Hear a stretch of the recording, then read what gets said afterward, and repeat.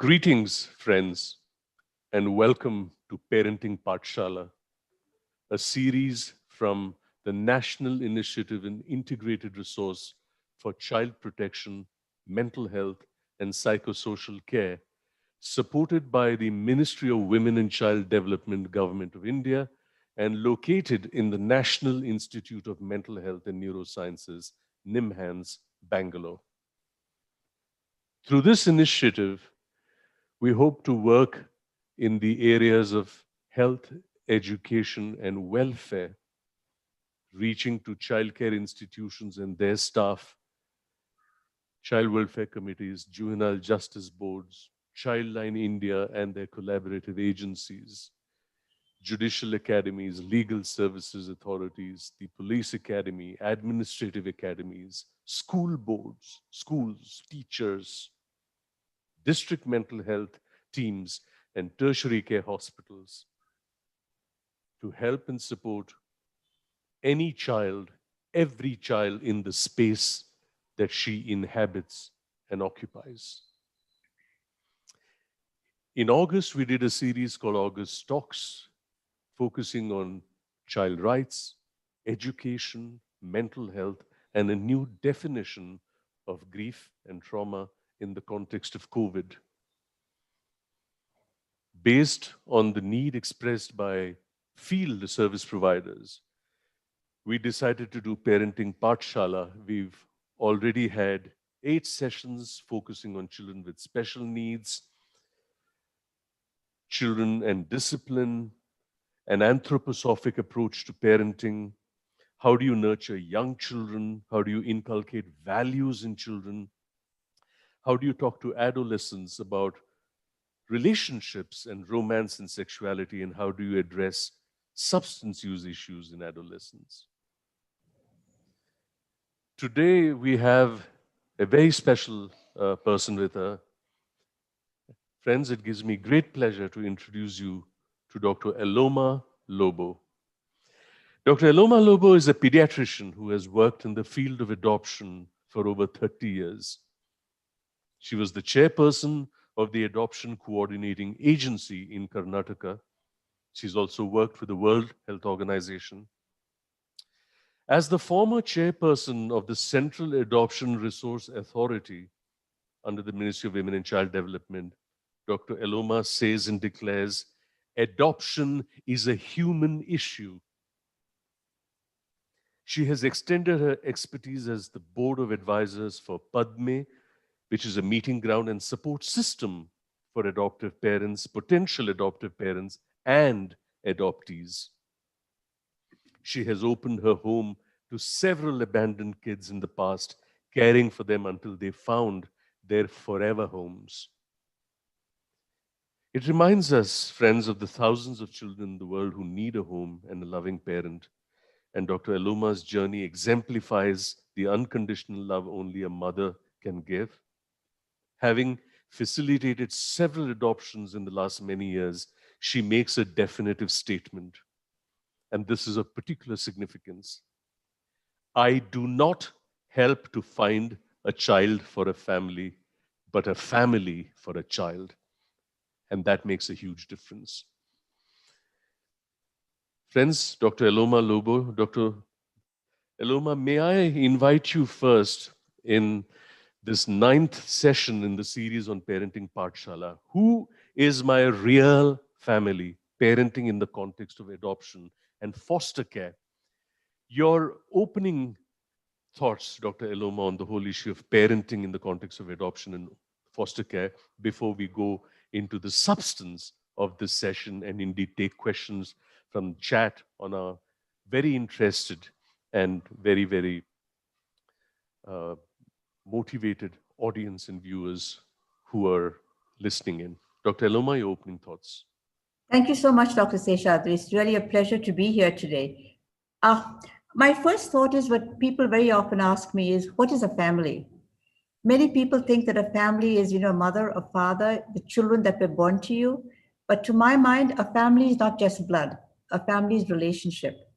A family is a mother and a father and your children. You don't have to birth them, but they're there because of your relationship with each other. That is a family. Now, how do we see a family where children have been adopted? I think the most important thing is, first of all, how do I see myself? I'm an adoptive mother myself. How do I see adoption? How do I value adoption? How do I value my family? I have birth children, and I have children who were adopted, not are adopted, they were adopted. How do I see myself there? How do I value adoption? What are my fears when I first adopted my children? what how do I see them? Do I value them the same way I value the children that I gave birth to? Have I come to terms, if we were a couple who did not have any children, have I come to terms with the fact that I was not able to have a child? How do I want societies to see my child? And that's how my family will flourish, that's how my family will truly develop. Now, how do you parent a child who was adopted? I think parenting, whether a child is a birth child or adopted child, is pretty much the same, with a few challenges. Perhaps you get challenges, but you ask me, I've had both kinds of children, and I've had equal challenges both sides. I wouldn't call them challenges really. I would like to call them instances, if you like. Hmm. And perhaps with children who are adopted, there are a few instances which are slightly different. And I think the most important thing is, when you parent a child who was adopted, is not to believe that your child is a victim of adoption, and that every Hmm. people say, oh, how wonderful, how kind of you, oh, lucky child. The child is not a victim of adoption. The child was adopted, but the child is an integral part of your family. Why? Right. Have a relationship with each other. If you clear yourself, and if you create an ambiance where your child is comfortable, loved, secure, that's the milieu your child will flourish in. And that's how everybody else will see your family. I think so. Right. That brings me to the first issue. You spoke about relationships, that it's essentially about relationships. So the first issue that comes up is the issue of attachment and bonding with a child, and how does a parent negotiate it in an instance where you adopt a child who's very young, as opposed to a child, let's say, who's a little older, perhaps 1 year old or 2 years old or 3 years old, and has already gone through certain experiences wherever the child was, presumably in an institution. What are the kind of methods that parents need to develop this whole sense of attachment and bonding, indeed to build on this important construct of relationship that you spoke of? Absolutely right. Actually, when you adopt a child and the child comes home as an infant, it is that much easier. It happens more automatically. How do we define attachment? Attachment is building a relationship with your child so that your child feels love, security, and feels that they can trust you, a trusting relationship. And bonding is when you suddenly feel that overwhelming love for your child, and you have bonded with your child. Now, bringing home a child as an infant, there are certain things that we've always advised parents. You go and see your child a few times. Don't Keep in mind that the child doesn't want to be absolutely surprised. And when you bring Right. your child home, the child is never 1 week or 2 weeks old. The child is a few months old. The child has gone through the trauma of separation from its birth mother. The child is now bonding with somebody in the institution. The child now feels reasonably secure, if you like, in the institution. Mhm. And now suddenly you come into the picture and you're going to pick up this little baby and take this baby home. Change is never easy, even for an infant. So Right. we always ask that you take something that belongs to the infant back. Keep in mind also that the child may not have received adequate motor and cognitive stimulation. Be aware of that. Take your baby home. The baby is now 6 months or 7 months old. Take your baby home. The first few Hmm. days, the first few days, no family, please.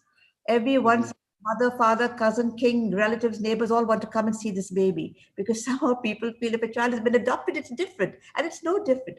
But the child needs to feel secure. The child needs to understand who his new family is. So the first few days, just be alone with your child. Feed him, bathe him. I say him because, or her.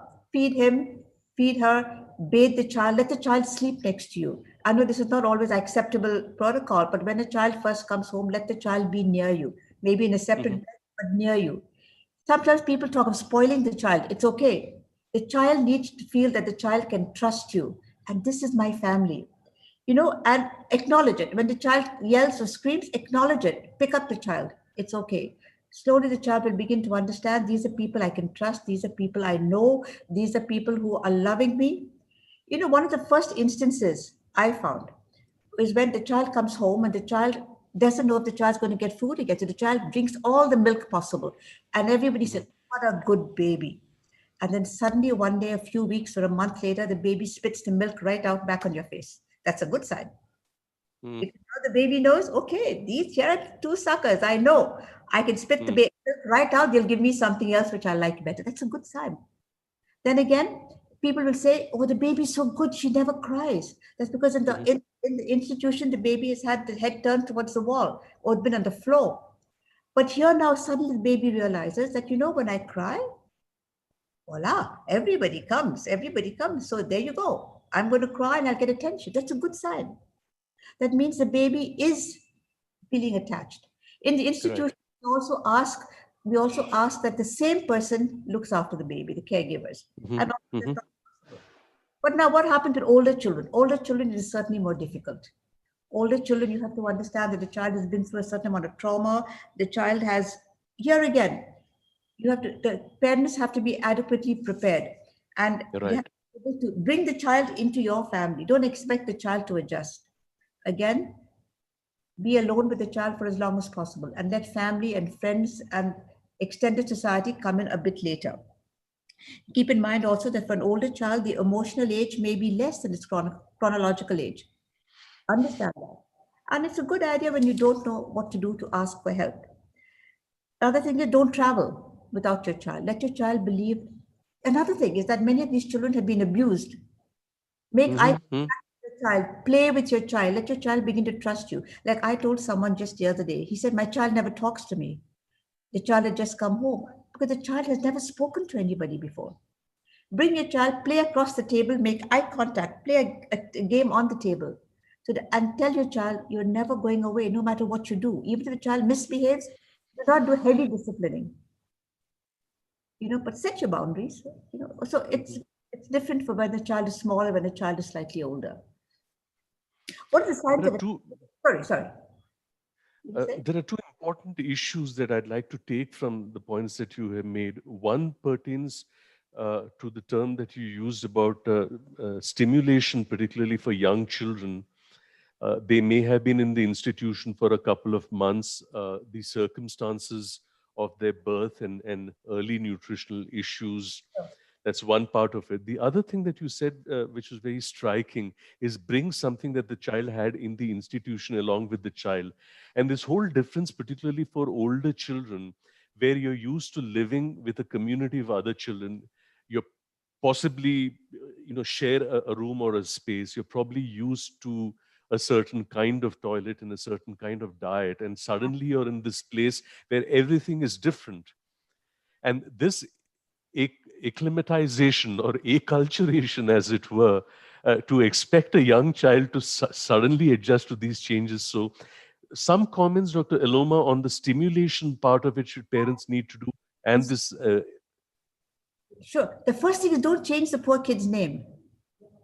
You know, right, only thing he comes with that belongs to him. That belongs to my name. It's mine. You can change it at a later time with his permission. Don't change his name. Bring home, and then everybody expects the child to be grateful. He's coming to this beautiful home. He's got parents. Change is never easy. He was very happy in his mind. That was all he knew where he was.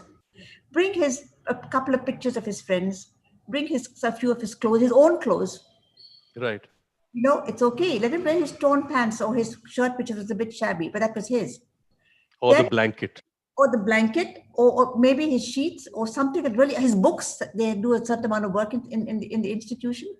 Then, when he comes home, don't straight away put him into school.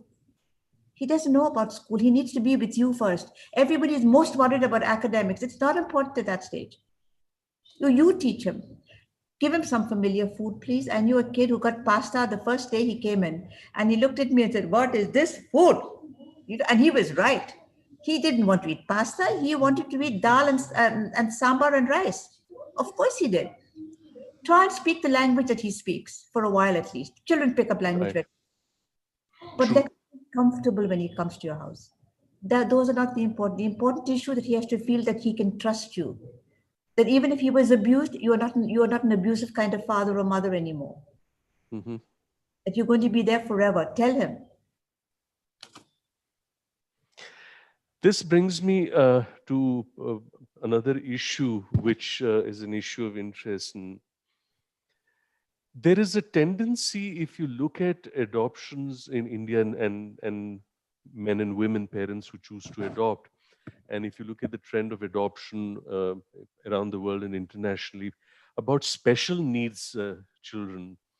And why is it that people do not want to adopt children with special needs? And what is it that motivates uh, some human beings, men and women, to accept that they would actually want to parent a special needs child?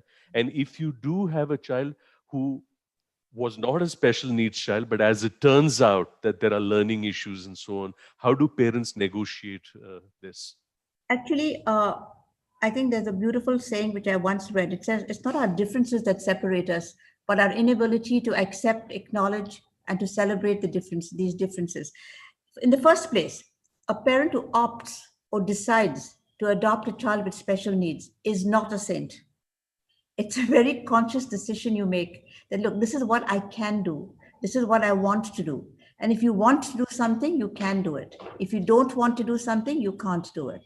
And I think that's the first thing, that a person who decides to adopt a child with special needs, it must be something that they believe they can do. They believe they can do.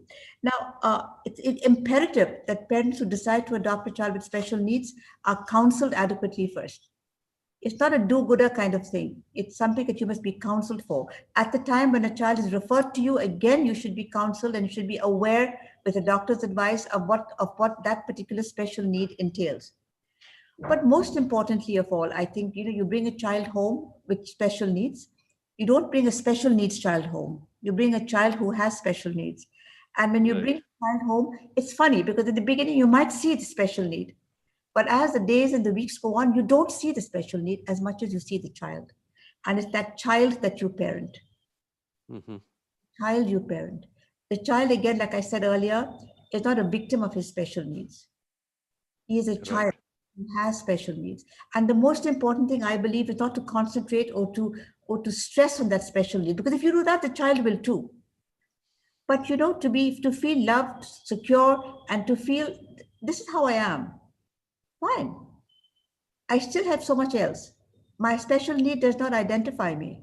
What identifies me is the person I am, what I'm able to do, my abilities, what I can do, my family, my environment, my brothers, my sisters. That is what identify me, not my special need. Now, what happens if a family, when they adopt a child and they find that the child has issues? I think very often if a family adopts a child and they're told that the child is a healthy child and then the child develops issues soon after being adopted, very many parents are very upset, they're very disappointed. Right. But like I've told many families, I said, the child was born to you, you can't send it back. And if you've adopted the child, you've made a commitment. You made a commitment, this is my child, no matter what. And we try and counsel to the best extent possible that this is how you can deal with it. But if a disability or if a challenge occurs much later, parents are more equipped to deal with that because they've already developed a relationship with the child. Correct. And it's okay. We'll deal with it. We'll work with it. Mm-hmm. So, What about children? What about children with not special needs, but who have, let's say, challenging behavior as an issue? And as we mentioned this, and we are a quarter way through this session, the first of the questions has come in.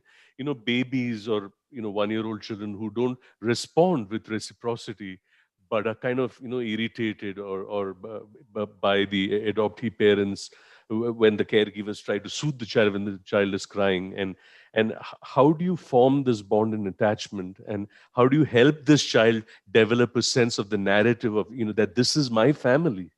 you have to understand, we have to understand rather, that bonding happens much faster, but attachment may take even a year or 2 years. It can take time, but you Mhm. have to persevere. You have to persevere. And except if you've adopted a child who's much older, babies or 1-year-old, even a 2-year-old, they're longing to be loved, they're longing to belong, and they attach Hmm. sooner or later. And I think you just go to the same, don't give up. Don't give up. You can ask for help. Come to you, you will give them help. You go up to the right people, they will help you. But please don't give up. It happens, attachment happens, especially if the child is an infant. I come now, Dr. Aloma Lobo, to a particularly difficult milestone in the whole journey of parenting in the context of adoption and foster care. One around which there is actually no difference of opinion, but there is indeed a lot of turmoil, and that is the importance of adoption disclosure. And how do parents negotiate the context of disclosure where adoption is concerned? If you could take us through this Yeah. First milestone. of all, I don't like the word disclosure. It's like disclosing a big secret or disclosing something, I prefer to say telling your child, Mm. or sharing with your child the information. First of all, I think we have a duty to tell, and the child has a right to know. And I think, when people, a lot of parents are very uncomfortable about sharing this information with the child. And I always ask the parent, you think deep into yourself, why are you uncomfortable? And very often the fault or the discomfort lies within the parent themselves. First of all, when you tell your child and you tell everybody else that your child is adopted, perhaps you're also disclosing the fact, which is very relevant in our country, that you were not able to have a child. Number two, perhaps you are also disclosing to the child and to everybody else that maybe your child comes from a different social economic milieu than you come from. Hmm.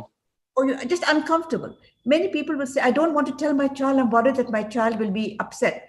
But if you have set the pattern right from the start, if you in your own heart and in your own mind value adoption the same way you value biology, you have Hmm. no problem telling your child. You have no problem telling your child that he was a biological child, he was born in so and so hospital and so and so date. You have no problem saying that. So why should you have a problem saying when you came home, when we adopted you, unless you have adoption in a devalued on a devalued line? Hmm. You're comfortable, you can share the information. Now, how do you share this information? I believe Please. I believe that you start talking about it right from the time the child can even understand. When the child is 2, say when you came home, when we adopted you, and the child, and you're always talking to the child in a loving atmosphere, a loving environment. And the child doesn't understand what adoption really means until he can understand what reproduction is all about. And believe you me, they understand that much earlier these days. And the child doesn't really understand, but he understands. And when he comes to understand what adoption really is, he has already imbibed the environment of that word. Imbibed, and the environment was love, security, acceptance. So I believe you Mm. taught your child from a very young age, but when you came home. Now, how the child will ask you questions. Did I come from your tummy? You say no. But the child also has children confused sometimes when we talk to children about adoption and you were not born. And some people say you were not born from my tummy, but you were born in my heart. And I prefer to tell the child the truth. You were not born in my tummy. And there's a beautiful way that I have learned to say that you were born in another mummy's tummy, and she loved you so much that she couldn't keep you for lots of reasons. And because she loved you so much, she opened a sliding door and she took you through that door and gave you to me and to your dad, because she knew we would love you, we would hold you, we would be secure with us. And then she shut that door, but she did it out of love. This way a child understands that they were not at fault. Like a child once asked, was I so ugly that my mother gave me away? It was not your fault. You were not ugly. It had nothing to do with you. But the person who did it for you must have loved you, because it is not easy to give a child away. It is not easy. And children begin to feel it was good. It was, I understand. But they will ask you questions. They will ask you questions like, what shall I say? They will say, some are born, some are adopted. They get confused because between the words born and adopted. And you have to explain to your child in small language, in language that is suitable for the child's age, that being born and adopted, you are born, you were born, that was very real. And now you are adopted, that is very real too. And both are your real mothers and real mother and real father. But it's continuous conversation. It's a continuous, Mhm. it's not something that happens one day. It's continue as the child grows older. And by the time the child gets to be about 7, 14, they begin to ask you more and more questions. And the important thing is to answer these questions comfortably. Then the child feels it's okay. I was adopted. It's good. It's a good thing. It's not something which is a secret. I know kids have wondered why this was kept a secret, because if it was a secret, it means it wasn't something that was too good. You only keep things a secret of which you're ashamed of. But I'm not ashamed. Right. I tell you. And if someone asks me, I tell them. I don't label you, but I still tell you everybody because I'm proud. This is the story of our family. This is our journey. This is our story. This is our family. And children, I find uh, there are a lot of kids I know, mine included, who have never been worried about that. Because we've always spoken about it, parents have always spoken about it. It's part of their being, it's part of their story, it's part of their journey. Now, kids will ask questions. Certainly, they will ask questions. Sometimes they will ask questions which are meant to be hurtful, or questions which you might feel hurt about. But in all this, do not invalidate their birth parents. When you're talking to them about they do not invalidate them, because they are part of their reality. It is their story. They are part of their existence. Do not invalidate them. I think disclosure is extremely important in how you do it. Some people prefer to tell Right. stories to their children.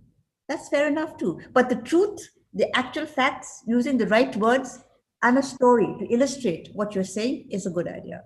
Right through, but it's continuous. It's Mm. You use the word journeys and questions, and the whole issue of these kids when they are 7 years old and 14-year-old.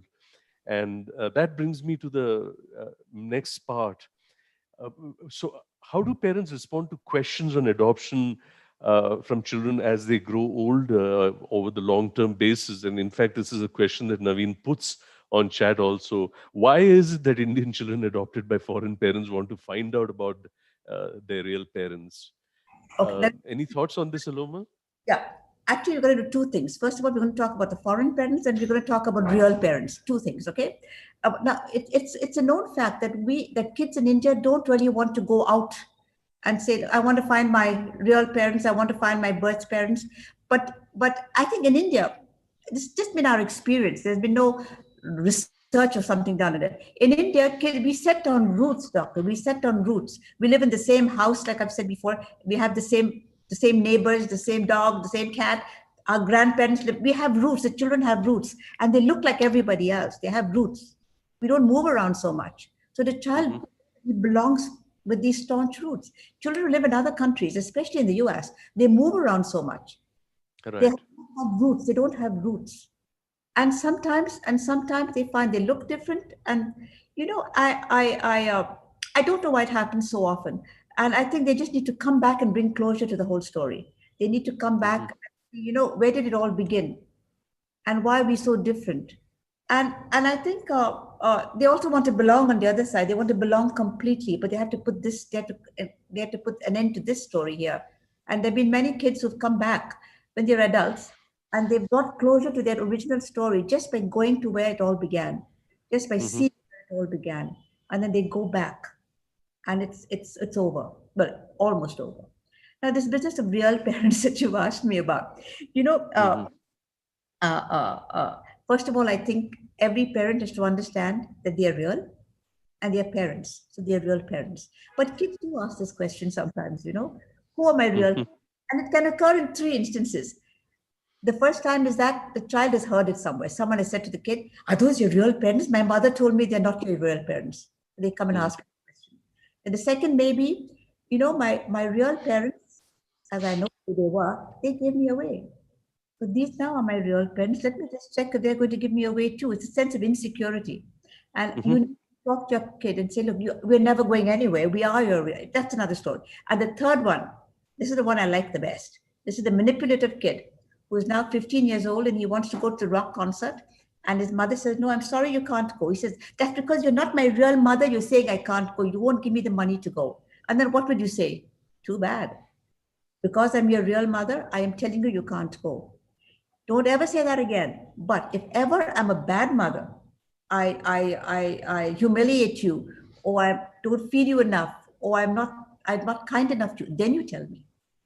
But real mother, too bad, you can't go to the rock concert. So manipulation is something that also happens, with this real mother thing. You prefer your real children, but I think I think you talk to your kid about what real means, and whether a child is born or a child is raised by certain parents isn't what defines reality.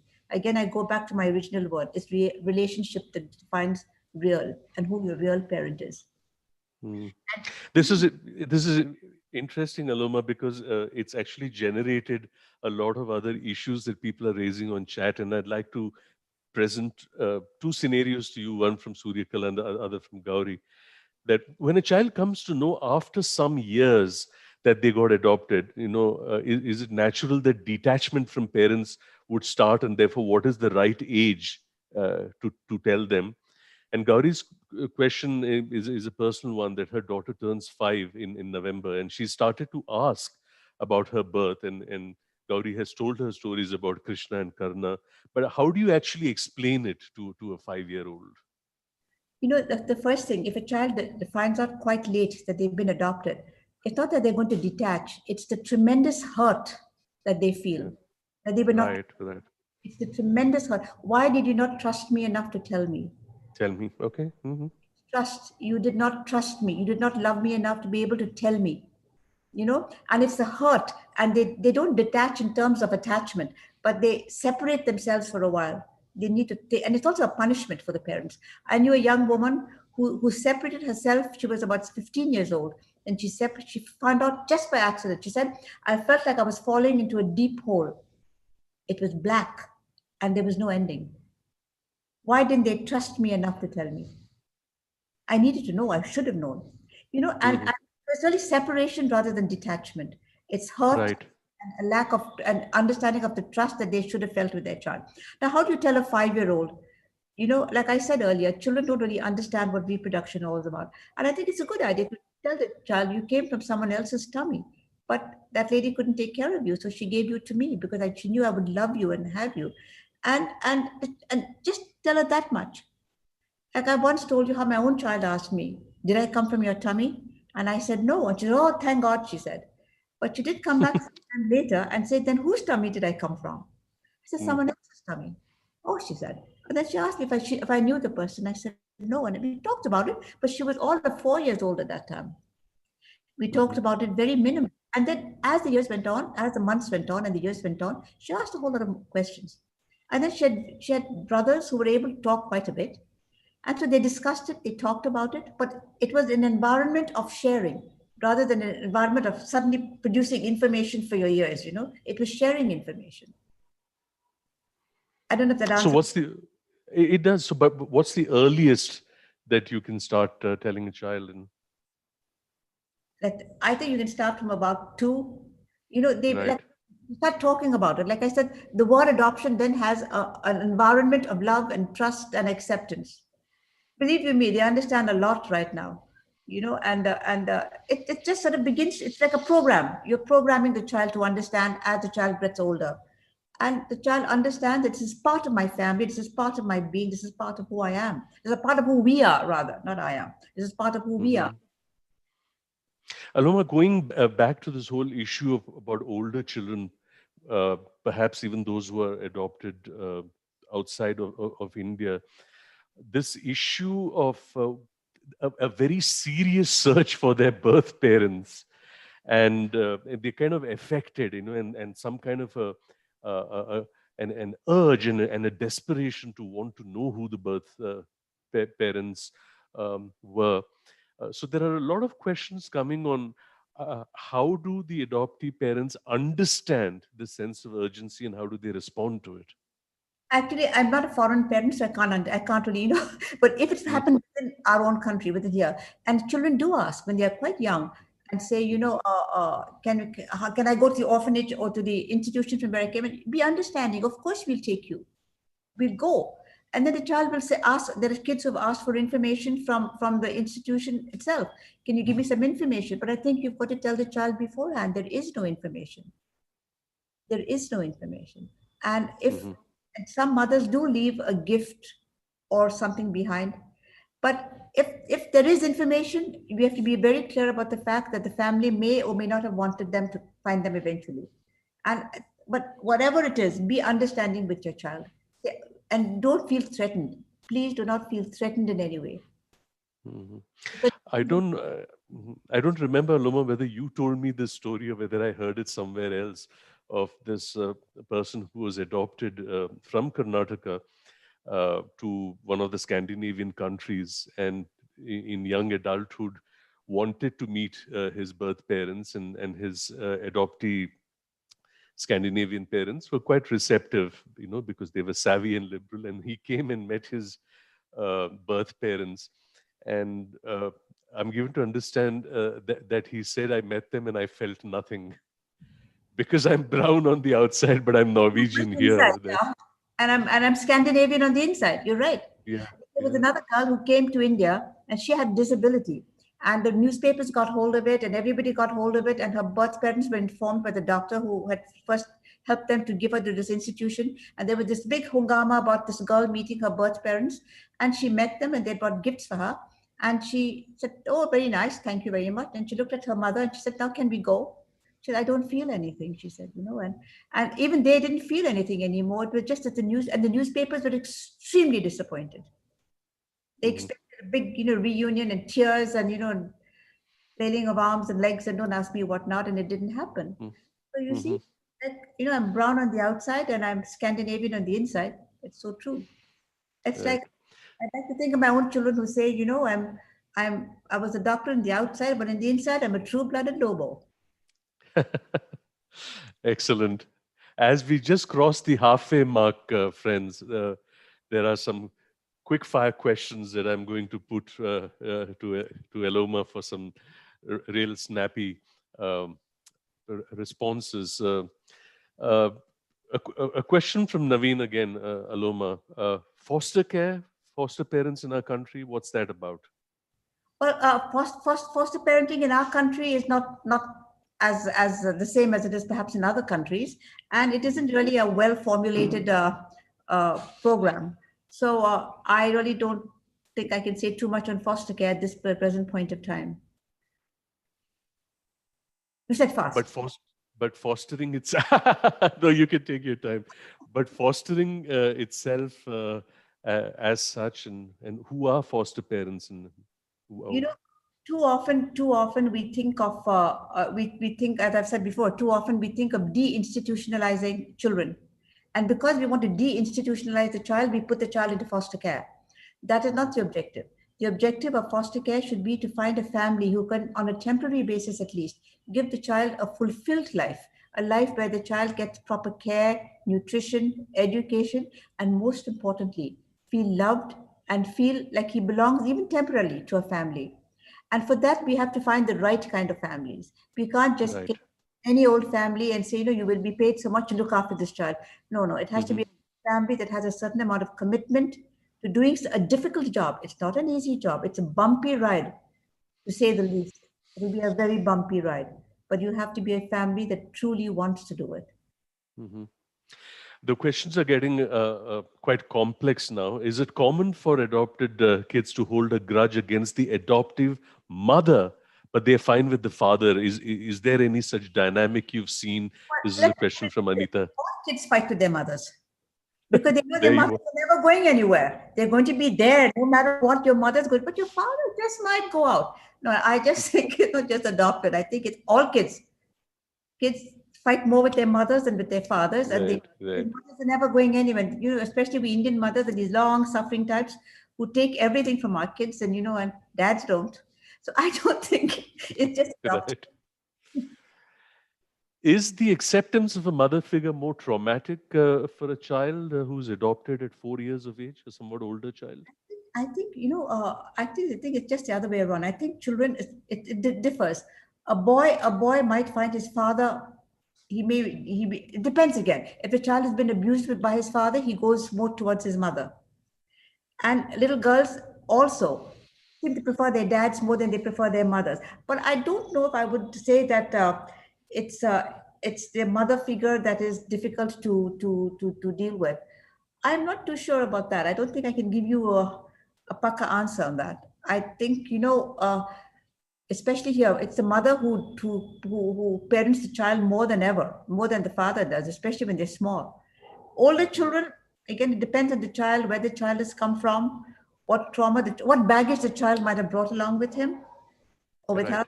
Right. A lot depends on that. Each child is an individual. Each child is his own self, his own person, and each Right. child Right. is parented sometimes differently from the next child. There's a question from Anita. Is there a differential advice to parents who have no kids and are adopting, as opposed to those who have a birth child and are adopting? Is there any differential there? Well, let me put it this way: people who have no kids really have to come to terms with the fact that they have had no kids, and Right. that you've got to put the fact of your sterility or whatever it was behind you. You've dealt with it, you've grieved over it, and it's over and done with, and now you're moving forward. A child is not a replacement. A child you adopt is not a replacement or for a child that you never had. Then you have to just ask yourself, did I want to be pregnant or did I want to be a parent? I think you Hmm. want to be a parent. That's very important. And Right. Right. I don't want to be pregnant. I want to be a parent. And you yourself have to decide. Then there are lots of wrong reasons to adopt a child. One is that, inheritance. One, I'm moving on in years. I better, and number three, to bluff everybody that we had a child. And those are the wrong reasons for a person who has no children to have a child. We've had Right. Right. please, please give me a baby soon. My wife just lost the baby that she had, and we want to put another infant next to her. These are ridiculous reasons to adopt a child. Now, if you Hmm. have children, if you have biological children, birth children, if you want to adopt a child, I think it's a good. I think in your own mind, it's your decision. It's a decision of the parents, of the husband and wife. It's your decision. And Right. many people say, did you ask your birth children permission? And I always tell them, I never asked them permission when we wanted to have a birth child. Why should we ask them permission now? But it's a good idea to talk to them about it. You don't need their, Right. but there is of information. Hmm. And that's There's still, I think, some clarification that people want about this whole age of telling a child about adoption. And this is what Sharda says. You know, her concern is she's not sure if it is correct to tell a child as early as 2, as the child is still forming the bond with the parents and, vocabulary is still building. Why really as early as 2? the child doesn't connect the bonding with information. The child, Right, right, yeah. There's no connection. The child, it's for the same reason you're telling the child, right. go, or that's a bird, that's information. And that's something the child is getting used to. And the child doesn't make that connection, but it's just that you use the word, you're not telling the child that he's adopted, you're using the word. You're making him familiar with something which is a little different. You're making him familiar. I mean, like you tell your child, even when you still, what is that building? That's the hospital where you were born. You're not telling the Mm-hmm. child about reproduction. You're just telling him that's where he was born, and he still bonds with you. He does, Mm-hmm. and I don't think there's really a connection between the two. Hmm. And There's a question. yeah, There's a question from Shabnam. When a child comes to know about adoption, for some means, and there is some kind of, let's say, discord between the parents, and one parent is not as attached to the child as the other. What kind of a dynamic, does that create for parenting?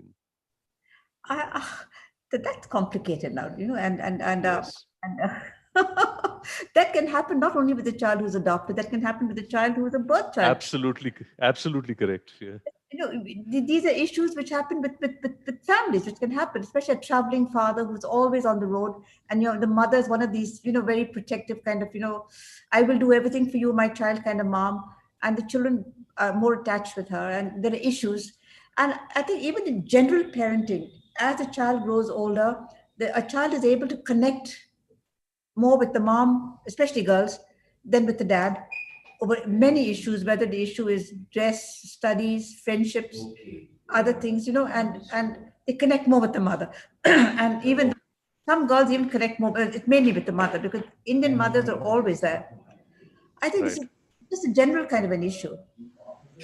Complicated. Right. As we approach the last quarter of this session, This is to thank you all for putting so much on the chat. And please do subscribe to our YouTube channel and all our social media links. Our tech team and the curator of the series, Preeti Modi, will put it on the chat. And please feel free to send on the links to all your networks and contacts so that the message of child protection, mental health, and psychosocial care expands to the width and the depth and the length of this country. And we really look at children and children's issues as an important aspect of all our lives. That Aloma, when we started speaking earlier before we started this session, you said that there was some survey that you had done and there were some findings that you'd like to share with us.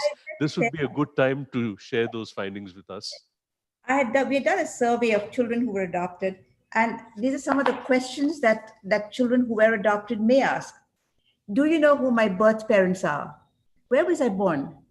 Did my birth parents see me? Why did she give me up? Does she know that I'm adopted? Do you know if I have any siblings? Were my birth parents poor? Were they educated? Where was the institution that I came from? Do you think my birth parents ever think of me? Would you be hurt if I wanted to know more? If by some miracle I were to meet my birth family, would you accept them as you have accepted me? You know, it may not be possible to answer all their questions, but I think you just have to listen. And very often, I think there's one important thing when kids ask you questions, and that is to listen and then to paraphrase the question to show your child that you were listening and not to put any kind of concerns that they had.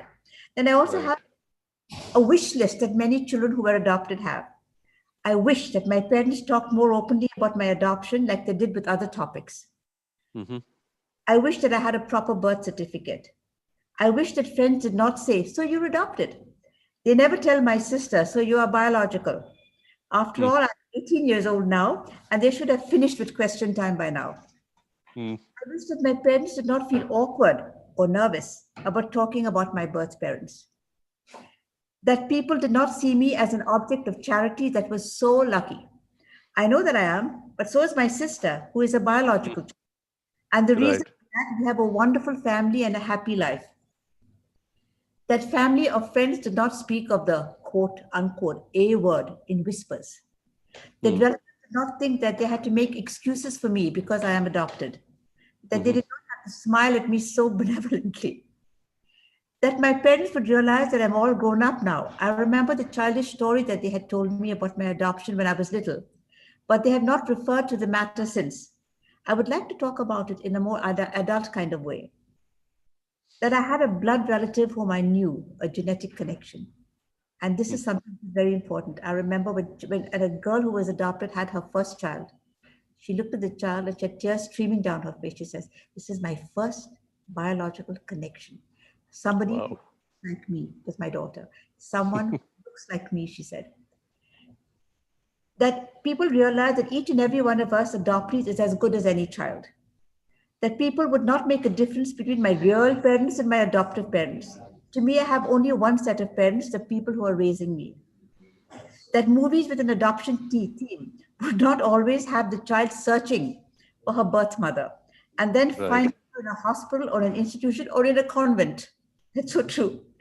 And that the media would not make such a big deal about adoptions that go wrong for people who come from other countries to find their birth parents. That people would not ask my parents if I was a real child. I am real. You know, and she said that one day we could all meet, my birth parents and my parents, in one place in a garden with lots of trees and no boundaries. We would talk and laugh and cry and forgive. And then I would go home renewed with the wonderful people who raised me. Wow. Lovely.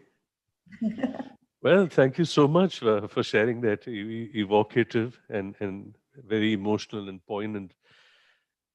As we go towards the final leg of the session, Aloma, I invite some responses from you to the activity that has come on chat. Some of them, again, pertain to issues you've already covered, but I think these are enduring concerns and ideas that people have, so some reiteration would be effective. Uh, why, from Sahana, why are some parents anxious to disclose and some not, and they never wish to? What is the kind of family dynamic and parenting dynamic that plays out? I think the anxiousness stems from their own insecurity. Right, And that's what they have to deal with first. And then suddenly when they keep putting it off, it becomes too late. And your child is all grown up. And then what do you say to your child? right, And then right. you are going to have a problem. Yeah. Anita Sharat asks, what if the father is no more? Is it legally allowed for grandparents along with the mother to adopt a child? Is there a procedure? No. You mean that no? If the child has been adopted by a father and a mother, the child is their child. Now under the juvenile Right, justice act, it is their child. The grandparents right, are grandparents. They have no legal right with the child. right, And parents are right. no. Hmm. Another question from Venkatesh. What about adoption by single parent, someone who is unmarried? And does it really differ compared to a married couple who wants to adopt? A single parent can adopt, be it a single man or a single woman. All they have to Hmm. show is that they are mentally, emotionally, financially fit to adopt a child. There's an age group also, and also that they have a support system in the unlikely event that something happened to them and they needed a support system. Now, a woman can adopt a girl or a boy. A man can only adopt a boy. And Right. what part of your question? I didn't get that. No, it's about does it differ when a single parent adopts versus a Well, married couple? I think we have had, in our experience, we've had the most amazing single parents who have been, you don't have to be a mother and a father, you just have to be a parent. Many institutions are reluctant to give a child to a single person, a single parent, saying they need a mother and a father. But I've seen many single parents who've been absolutely wonderful parents to their child, been an absolutely wonderful parent to the child. So, well, Right, it does differ insofar as you have to understand that this journey you're going to take is going to be one that you've got to do by yourself. And if right. you have parents who are with you on it, great. If you have brothers and sisters who are there Yeah. with you, it's great. Yeah. At That's this point of time, I'd like to tell you, friends, that on our website, www.nimhanschildproject.in, with the curator has put on chat, in the section on interventions, you'll find a lot of material on adoption and our pictorial series called the Mimi Stories. And you're most welcome to visit the website for resources and stories on adoption. Another question, Aloma, from Bhavani. In a country where the extended family plays a significant role, how do you talk to the family about adoption and create safe boundaries for the child? I think we always tell a family that wants a couple that wants to adopt, you must bring your, especially if you live in a joint family, you must talk to the other relatives within the family. They don't have to give their permission, but they have to be comfortable about it. And if you live in a nuclear family, that's different. But yes, you must talk to your family about it. And I understand sometimes that the older generation may be reluctant because they've been raised in a culture of caste and creed and what have you. And it's a good idea to talk to them or take them to a family where there are children who've been adopted and talk to them. But Right. you should include them in your decision making. Even if you've already made the decision, you must include them in the information. It's very important. Mhm. Mhm. A question from Pota Pupu, also known as Aditya. Is there, if there's one birth child and one adopted child in the same family, do you have any experience or thoughts about the parents' response to them and how do they navigate this potential tension, if at all? Actually, love is a decision. It's a decision that you make. Wow. Yeah, love is a decision. Love And is a decision. and that's a decision that you've taken. And trust me, I think once you've taken that decision, and as the weeks and the months go along, you hardly know which child you gave birth to and which child was adopted, because they're two little rascals in your house. And tensions might arise in this, so far as one will use that to say just because she's adopted, the other will say just because it's your real child. That might happen, but you're going to deal with it. But from my own experience, it's made no difference. It's made absolutely no difference. Wow. That's And, powerful. and, we've, Love is a decision. and we've had absolutely no issues about the issue of adoption. Right. All depends on the parents.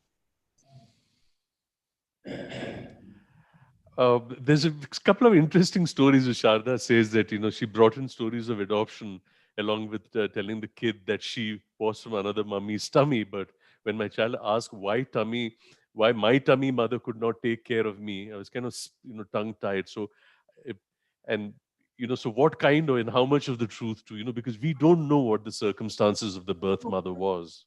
Sometimes we don't know what happened, but your mummy must have loved you. Your birth mummy or your tummy mummy must have loved you so much. And because she couldn't take care of you, she might have been very poor, she might have been sick, or she just couldn't take care of you. So she gave you to me because she loved you. And she gave you to me because she knew that I could take care of you and I could love you and I could look after you. And she must have Hmm. always emphasized, do not invalidate the birth mother. Right, right, Don't feel insecure. Don't feel uncomfortable that or feel that you are being put aside. You're not. Children right, need to understand that they have always been loved, and this was a decision made in their interest. They were not responsible for it. right. You spoke about single parents, Aloma, and it's a kind of a policy question from Anjana. This whole business of why can't single men adopt girl children in India under the law? And look, you're getting me into trouble to have to say this on public. But I think I don't know. I think it's a very misguided decision that was made, and men cannot adopt girls, but women can adopt both. And I think it's a kind of uh, it's a kind of a cultural thing. I think that unrelated girls cannot be with a male. I don't know, but I suppose there are issues of filial relationship and boundaries and how dynamics and complexities play out. It's a controversial issue, Anjana, and I think that we will try to create a forum as part of our national initiative to really look at some of these complex issues as we go along in our work. A question from Rajendra: does adoption in informal ways in society, like a brother becomes a parent in the absence of the other parents, or something like that, or a younger one in childcare home, how does that work out? These informal adoptions. well, it's not an adoption. If it's an informal, just caring for the child, that's a totally separate issue. But an informal adoption really takes away from the security of the child and from your own sense of security. I know people who have taken a child and just looked after a child, and they're always looking over their shoulder because that's illegal in the first place. You have to have proper documentation to show that you are the legal guardian of that child. But I understand that sometimes when parents are no more, an older brother may look after a child. That's different. That's not adoption. That's family care is different from Right. adoption. Yeah. And if you're really Right. adopting a child, it should be done legally. Hmm. I don't know Dr. if that Aloma answers the question. Lobo, yes, yes, it does. And some final thoughts on a particularly difficult issue, and that's the issue of trauma, in the sense that you give the information, you tell the child, but still handling emotional trauma is kind of difficult. And what about the trauma when children are returned? So, what are the kind of I didn't get that instances? question. I didn't get that question at all. It was blurred. No, the you give children information, you tell them, but then there is an emotional reaction. They feel traumatized. How do you deal with that? And how about the trauma when children are adopted and returned? Oh, the children who are adopted and returned, the trauma that they go through is unbelievable. They've been rejected by their birth families. They've been, in a way, the first time given away by the institution. They've gone into a family, and then the family is given them back. The trauma is unbelievable, and I think that they really need a lot of counseling, a lot of careful treatment, if you like, after they go back. Certainly, and sometimes that's irreparable. But Mhm. what happens when you have instances within your own family and these happen? I think we must learn that we must ask for help when we need it. We really Right. we must ask for help. Too many people think, I can do everything. You can't. Sometimes you need help. You need, whether it's a birth child or a child, who was adopted, you have to be humble enough to say, look, I need your help now. And with you see some, but on the other hand, feel it easier to for help than children who have biological children. Because when you Right. have a birth child, you're kind of saying, ha ha, my genetics were not that good. And when you have a child who is adopted, it's easier to go and ask for help. But nevertheless, people must feel that they can go and ask for help. You must ask for help. Dr. Aloma Lobo, an honor, a pleasure, and privilege to have you on Parenting Pathshala. And many of you, thank you very much, Rachna, for example, your generous offer for developing games and puzzles and tricks on adoption issues for awareness. We would really like to connect with more people like you who care for children and care for the cause of children. Uh, Aloma Lobo, it was a real pleasure to have you on Parenting Pathshala, and on behalf of the team of the National Initiative and Integrated Resource for Child Protection, Mental Health and Psychosocial Care, supported by the Ministry of Women and Child Development, Government of India, and located in NIMHANS, Bangalore. Our heartfelt thanks and greetings to you. Thanks also to you, all of you who are listening to this show. Thank you for tuning in. Please do look at the website for materials that you can use on the field. Please do subscribe to the YouTube channel and pass the links along to your networks and friends so that the message of child protection pervades into the fabric of this country. Parenting Pathshala concludes on 14th October with a session with Dr. Prabha Chandra entitled Parents Are Not God, Balancing Identity and Selfhood Issues with Parenting Roles. Do tune in. We will be starting other series as well as part of this initiative. The series with Aloma Lobo today was the penultimate, and we will be back to close the session on 14th October. Greetings from the National Initiative. Take care, be safe. Child protection and mental health as a public agenda for all of us. Thank you very much. Thank you. Take care, friends. Thank you.